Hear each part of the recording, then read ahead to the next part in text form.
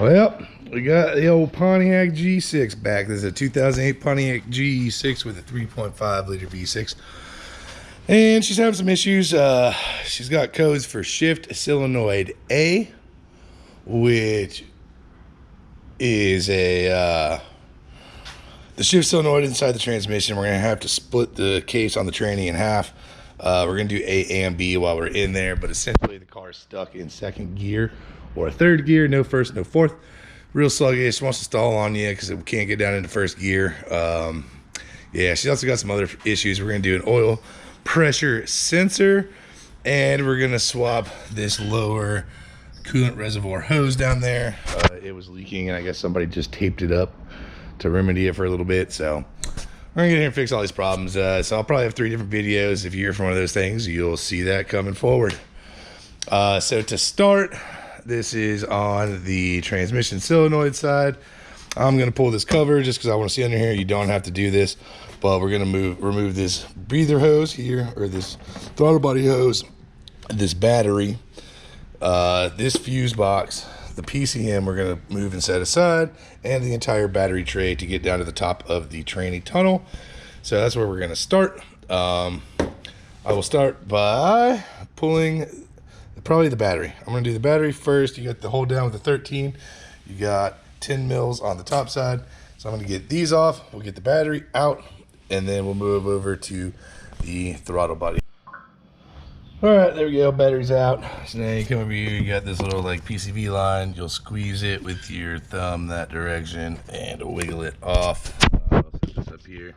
Not sure if you can see, but it might take 2 hands. There you go, wham bam, that's done.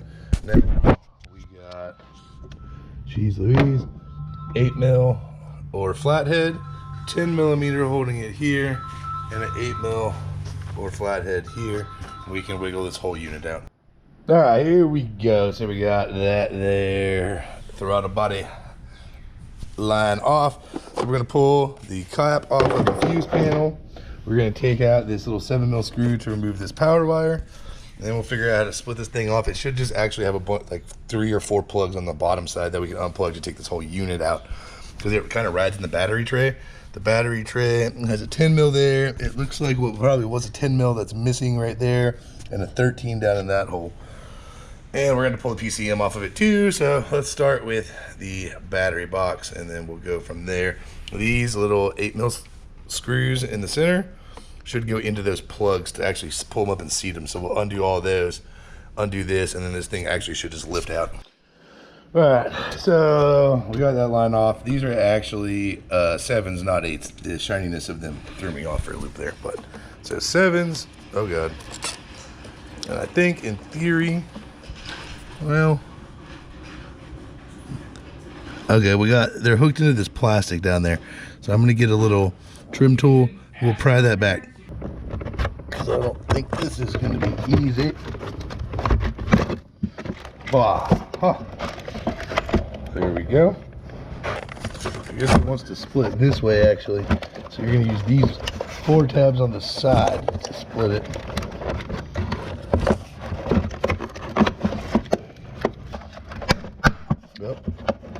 Bad plastic sounds. All right.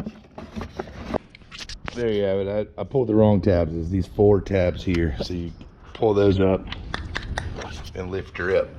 There's all of our plugs there. So we can toss those off to the side. All right, now for the PCM. Looks like we got some little retaining tabs here potentially. How do these things retain?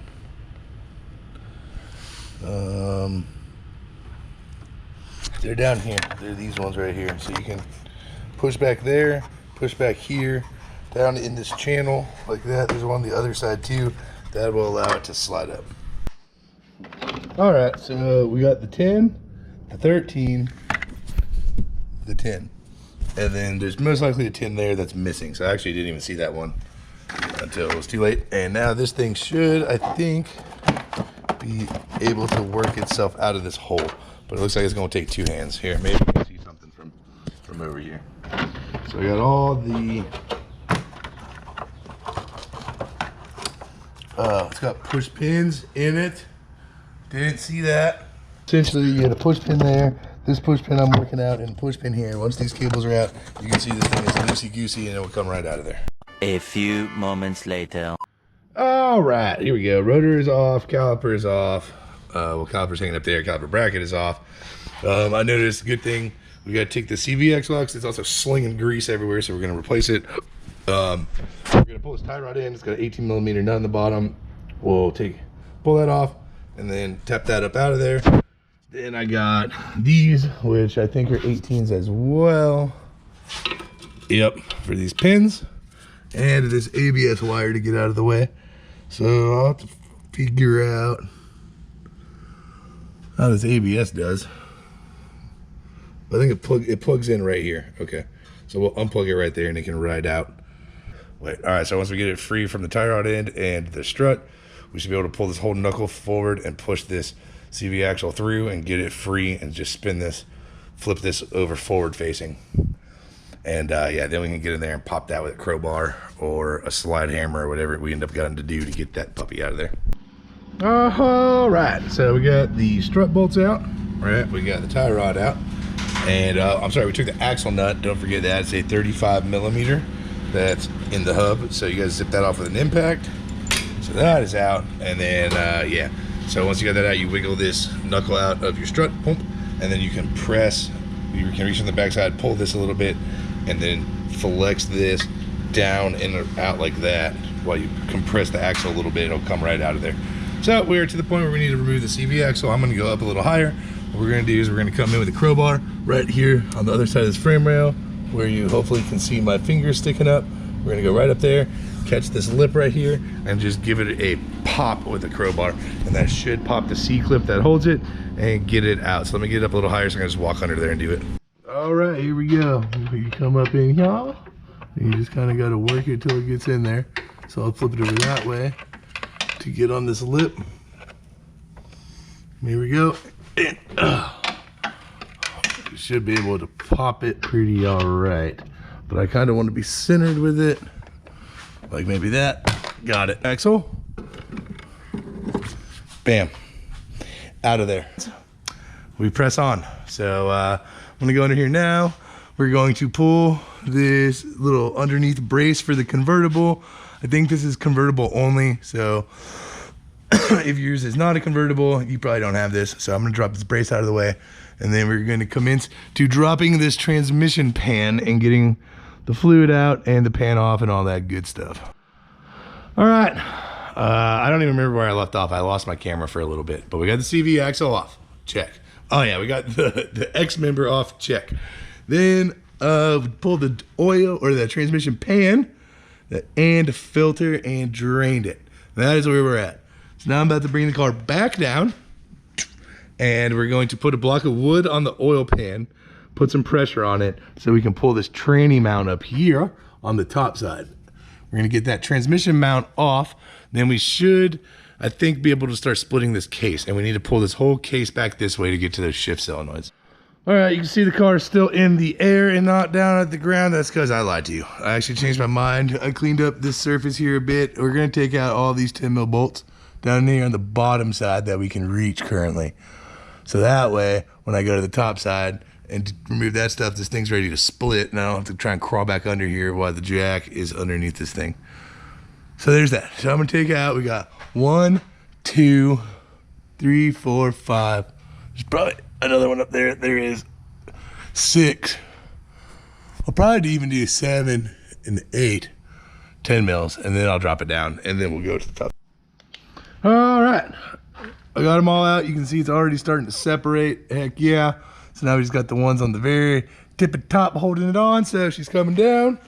She's gonna get the block of wood and the jack underneath the oil pan to hold it up, and we will do things top side. So let's get it down the ground, get to figuring it out. Also forgot to mention, it's getting late, it's getting dark. I gotta drive 10 hours tomorrow, so we gotta get this shit done tonight. All right, we definitely missed a few things top side here. So we need to get this tranny mount on.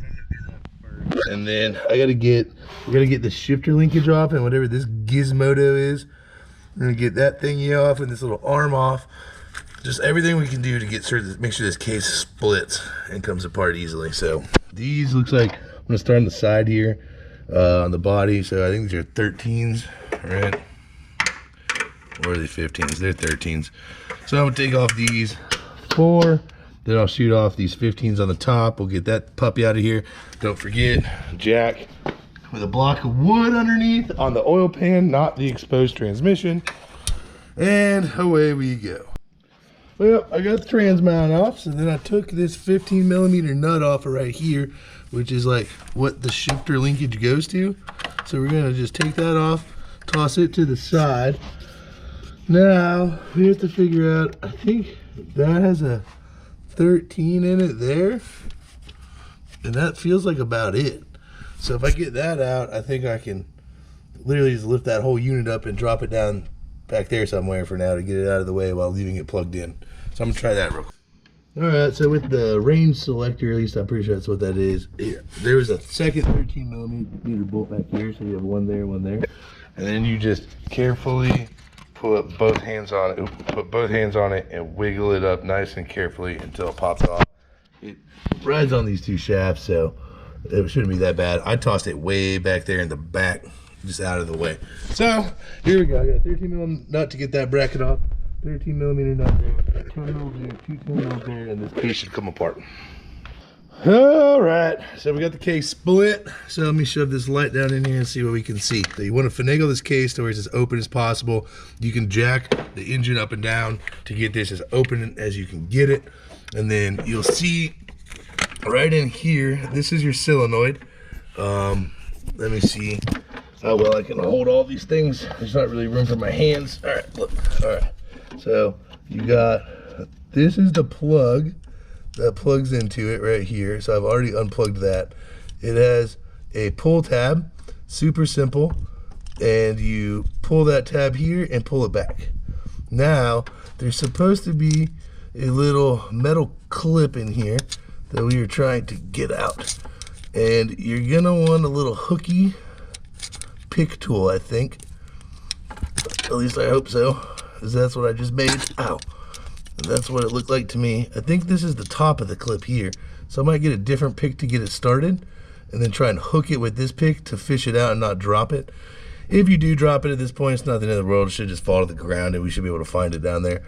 But I think you can do this job without dropping the actual oil pan or the transmission pan.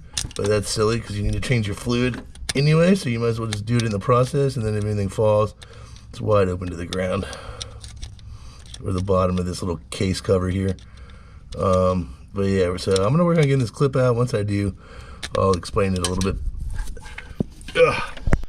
Oh, all right, this is way better. So I got this case wedged way more apart. You can see I was actually picking on the wrong spot. Where's my pick? So now it's nice and easy to see. So this is the clip holding it in. So we need to get this clip out. Oh, it went down to the ground. And the whole unit just fell right out. And I actually think the other one is right here below it. So we're gonna swap both of these puppies right now. I just gotta get, that one still connected to the wire. You can see it down there. All right, now I gotta dig in there and get all this shit out, but there's plenty of space for me to do that. So I'll get it all fished out of there, and then we'll get the new ones in. Oh, wait, all right. So she's in there. I got the case back on. I got a little excited. I actually forgot to record, but so one, look at this. This was the 1.2 solenoid. Look, it came out. If it's not all in a complete piece, my whole backside was blown out, and dropped it. But the bottom solenoid was in the bottom of that case. So you just fish those clips out. Mine fell straight to the ground, so I got them up, cleaned them, and then yeah, make sure you put these puppies in sideways. This thing was driving me crazy. My hands all cut up, but luckily transmission fluid's red, so should work just fine. But yeah, I was trying to shove it in vertical like first, so there's a spring in there. You press against the spring, but the clip wouldn't go because you see these little ledges. Yeah, it's got to be that way, so that way the clip will fly right over that and click in. Once I figured that out, and it went in real easy, schmeezy peasy, clicked them in.